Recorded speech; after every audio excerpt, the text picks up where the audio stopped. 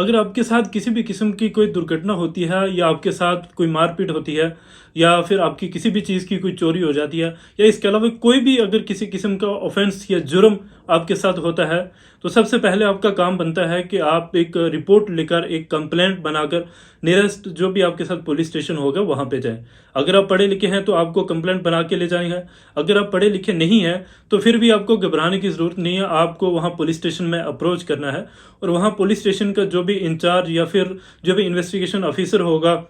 उसको आपने oral statement देनी है। और वो आपकी ओरल स्टेटमेंट जो है वो इस इन्वेस्टिगेशन ऑफिसर के द्वारा लिखी जाएगी और लिखने के बाद आपको उसे पढ़ाया जाएगा, समझाया जाएगा और उसके बाद आपके सिग्नेचर किए जाएंगे। सिग्नेचर करने के बाद अगर सीरियस ऑफेंस है तो पुलिस के द्वारा उसी टाइम एफआईआर रजिस्टर हो जाती है। अगर कई बार होता है कि सीरियस ऑफेंस नहीं है तो उसमें पुलिस स्टेशन के जो इंचार्ज या इन्वेस्टिगेशन ऑफिसर है वो पहले थोड़ी सी प्रीलिमिनरी इंक्वायरी करते हैं, उसके बाद वो एफआईआर रजिस्टर करते हैं। मान लीजिए कि अगर आपने कंप्लेंट करी पुलिस स्टेशन में, आपने रिटर्न भी दी, ओरल भी दी और उसके बाद आपके उस कंप्लेंट पे कोई भी एक्शन नहीं लिया गया पुलिस की तरफ से, कोई भी एफआईआर रजिस्टर जो है वो नहीं हुई, तो उसके बाद आपके पास प्रोविजन है सेक्शन 154 क्लास 3 कि आप डिस्ट्रिक्ट के कंसर्न एसएसपी के अप्रोच कर सकते हैं और वहाँ पे आपको फिर से कंप्लेंट देनी है।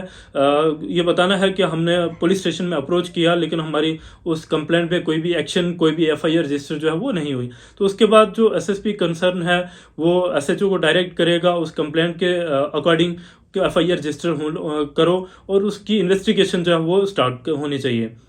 मान लीजिए कि अगर आपका इस सेकंड स्टेप भी आपका फॉलो नहीं होता, ना ही आपके पुलिस स्टेशन में कोई सुनता है, ना ही आपकी एफआईआर रजिस्टर्ड होती है और ना ही एसएसपी के द्वारा आपके इस ऑफेंस के लिए कोई एक्शन लिया जाता है, तो उसके बाद आपके पास प्रोविजन है सेक्शन 156 क्लास 3 कि आपको मैजिस्ट्रेट को अप्रोच करना है और उसके बाद मैजिस्ट्रेट जो है वो डायरेक्शन करेगा एसएचओ कंसर्न को और एसएचओ कंसर्न को फिर एफआईआर रजिस्टर करके उस केस के जो है इन्वेस्टिगेशन करनी पड़ेगी, स्टेटमेंट रिकॉर्ड करनी पड़ेगी। सब इन्वेस्टिगेशन कंप्लीट करने के बाद पुलिस के द्वारा जो चालान है वो